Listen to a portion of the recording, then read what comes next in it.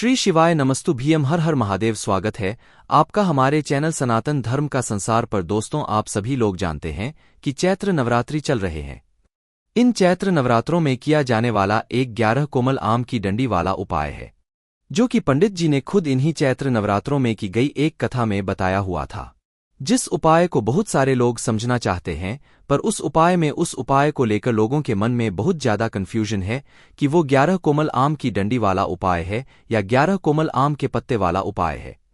तो इस वीडियो में हम आपको उसी 11 आम की कोमल डंडी वाला उपाय समझाएंगे। इस उपाय को आपको कैसे करना है और इस उपाय को किसको करना है और किस समय करना है और इस उपाय को करने से होता क्या है। तो देखो, ये वाला जो उपाय है ना, 11 आम की कोमल डंडी वाला उपाय, ये उपाय सिर्फ और सिर्फ आपको इन चैत्र नवरात्रि के दिनों में ही करना है।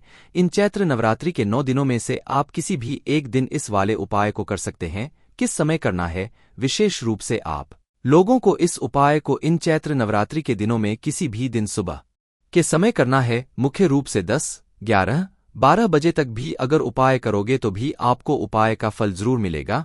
अब दोस्तों, ये किस लिए करना है? सबसे पहली चीज वो सुन लो। देखो, आपकी किसी प्रकार की मनोकामना है जो कि आप लंबे समय से सोच कर रखे हुए हो। भगवान शिव जी को अगर आप प्रसन्न करना चाहते हो तो आप लोग ये वाला उपाय कर सकते हो। विशेष रूप से अगर आप पूछो तो ये उपाय उन लोगों के लिए होगा जो कि धन से जुड़ी हुई समस्या को लेकर जूझ रहे होंगे। जैसे आपने किसी को पैसा दिया और वो आपका पैसा लेकर भाग गया, या वो आपका पैसा नहीं वापस कर रहा है, या आपने किसी को पैसा उधार दिया, चाहे वो 10 रुपए हो, 100 रुपए हो, 1000, 2000, 20,000, कितना ही हो, लाखों में भी हो, तो भाई वो आपका वापस नहीं कर रहा है और वो आपका फोन भी नहीं उठा रहा है, कुछ जवाब नहीं दे रहा है, तो भाई आप लोगों को ये वाला उपाय जरूर कर लेना चाहिए।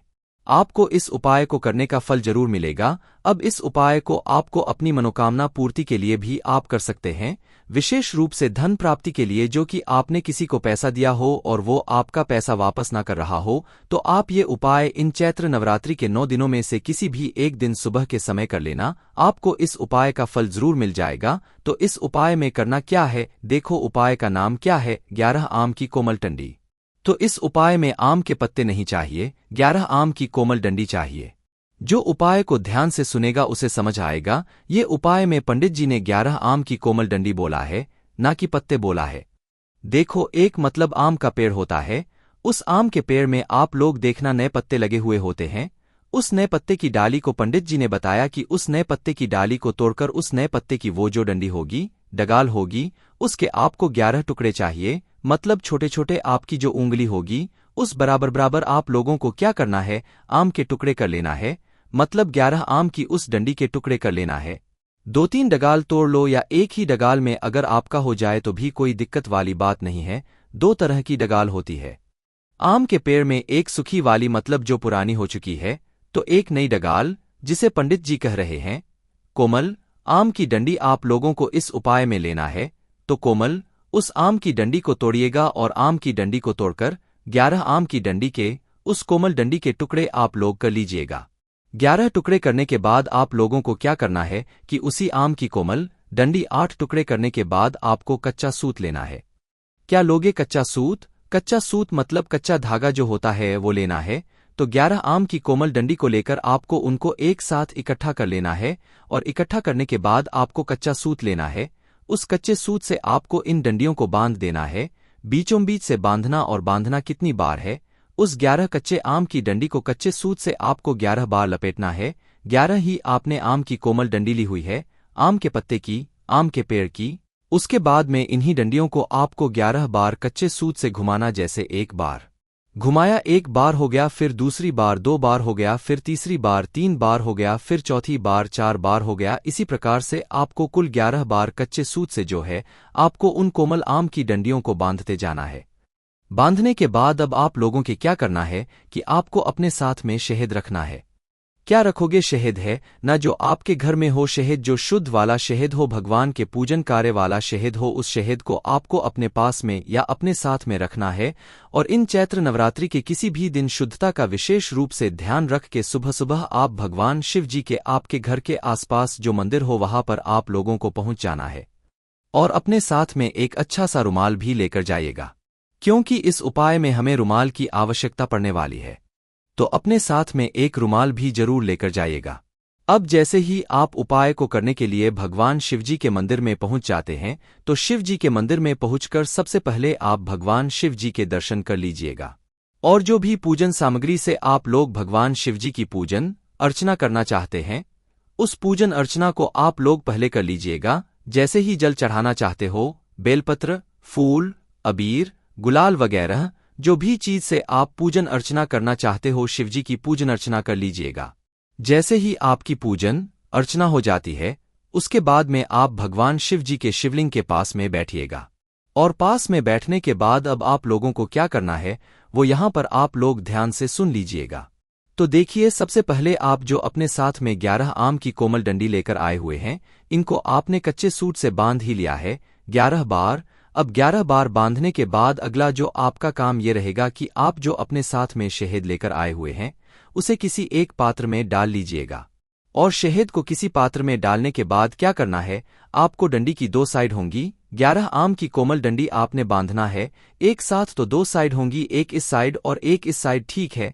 तो कोई भी एक साइड लेना और उस एक साइड पर इस मतलब शहद को लगा देना, मतलब जिस पात्र में आपने लिया है उस पात्र के ऊपर इस एक साइड कोई भी एक साइड जो है आप लोग रख देना, जिससे कि ये पूरी साइड जो है उस शहद में डूब जाएगी। उसके बाद में क्या करना है, आपको भगवान शिवजी की शिवलिंग की ऊपर एक माता अशोक सुंदर जी का स्थान होता है, जो कि जलाधारी के बिल्कुल बीचों बीच में होता है। उस जलाधारी के बिल्कुल बीचों बीच वाले स्थान पर आप लोगों को क्या करना है कि ये जो मतलब शहद वाला भाग है, डंडी जिस साइड आपने शहद लगाया हुआ है, जिस एक साइड पर आपने शहद लगाया हुआ है, वह शहद का भाग शिवलिंग की तरफ करके और फिर इस 11 डंडियों को जो है आप लोगों को माता वाले स्थान पर समर्पित कर देना है।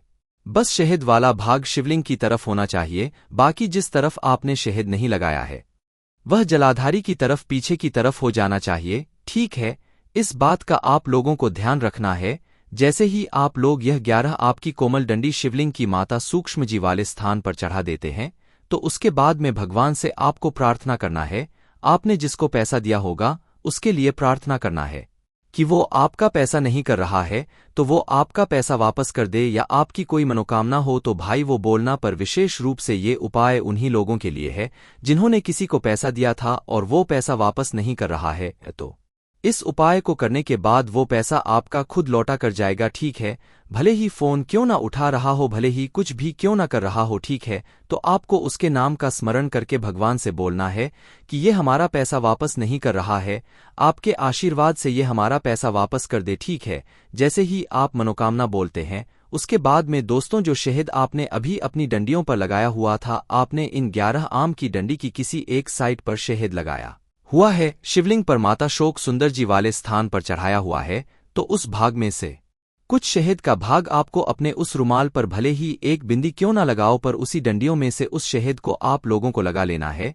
पर कब लगाना है, जब आप इन 11 आम की डंडियों को शहद लगाकर माता अशोक सुंदर जी वाले स्थान पर चढ़ा दो, उसके बाद ही में लगाना है और भगवान से प्रार्थना कर लो। उसके बाद ही में आपको अपना रुमाल निकालना है और उस शहद का कुछ भाग जो है आप लोगों को उस रुमाल पर लगा लेना है। भाग लगाने के बाद दोस्तों आपको वहीं पर बैठकर भगवान से वापस से प्रार्थना करना है, ये व्यक्ति हमारा पैसा नहीं लौटा रहा है। जिस व्यक्ति का आप लोगों को विशेष रूप से नाम भी बोलना है, क्योंकि पंडित जी ने बोला है जिस व्यक्ति ने आपका पैसा ले लिया है और वो आपका पैसा वापस नहीं कर रहा है, तो उसका आपको नाम भी विशेष रूप से बोलना है, ठीक है। नाम बोलने के बाद आप लोगों को क्या करना है, भगवान से वापस से प्रार्थना कर लेना है कि वो आपका पैसा जल्द से जल्द वापस कर दे। जैसे ही आप प्रार्थना करते हैं भाई, उस रुमाल को आप अपने साथ में रखना, भगवान शिवजी को आशीर्वाद देकर, भगवान शिवजी को धोख देकर वहां से उठ जाना और अपने घर पर आ जाना। अब इस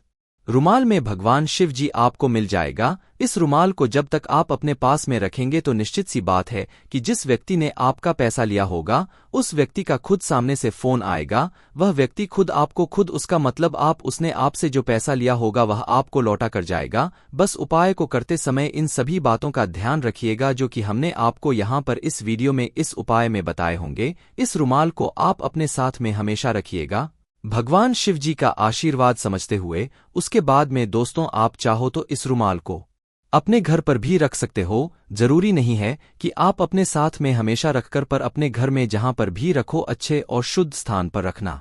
अब दोस्तों मेन बात ये करते हैं कि बहुत सारे जगहों पर आप लोग ये सुन रहे हो कि ये 11 आम की डंडी वाला जो उपाय है, ये 11 आम के पत्ते वाला उपाय, पर ऐसा नहीं है। पंडित जी ने खुद बोला हुआ है कि ये 11 आम के मतलब पत्ते नहीं है, 11 आम की कोमल डंडी है। कोमल से मतलब लोगों ने समझ लिया कि वह पत्ते होंगे, पर पत्ते नहीं।